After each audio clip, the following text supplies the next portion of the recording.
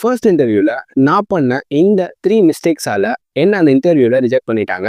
So என்னென்ன மிஸ்டேக்ஸ்னு உங்கள்கிட்ட share பண்ணுறேன். அந்த மிஸ்டேக்ஸை நீங்கள் ரிப்பீட் பண்ணாதீங்க. வீடியோவை ஃபுல்லாக பாருங்கள். Mistake number 1, foundation. பேசிக்ஸில் கிளாரிட்டி இல்லை. பில்டிங் என்ன தான் ஸ்ட்ராங்காக இருந்தாலும் பேஸ்மெண்ட் வீக்காக இருந்தால் ஒன்றும் பண்ண முடியாது.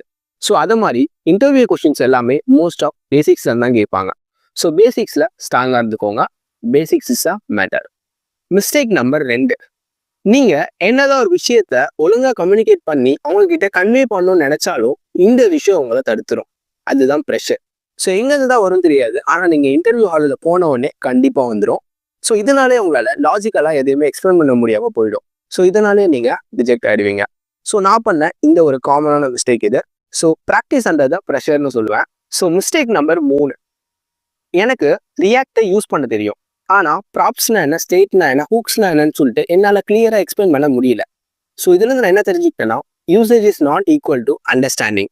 ஸோ நம்ம ஒரு விஷயத்தை யூஸ் பண்ணுறதால அந்த விஷயத்தை நம்மளால் அண்டர்ஸ்டாண்ட் பண்ணிக்க முடியும்னு நினைக்கிறது தப்பு. அப்போ தான் ஒரு விஷயம் புரிஞ்சுது.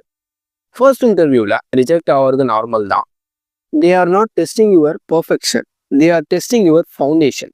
ஸோ புரிஞ்சிருக்கும் நம்புகிறேன். வீடியோ பிடிச்சிருந்தா ஃபாலோ அண்ட் சப்ஸ்கிரைப் பண்ணிவிட்டு மறக்காமல் ஒரு லைக்கை போட்டுவிட்டு போங்க.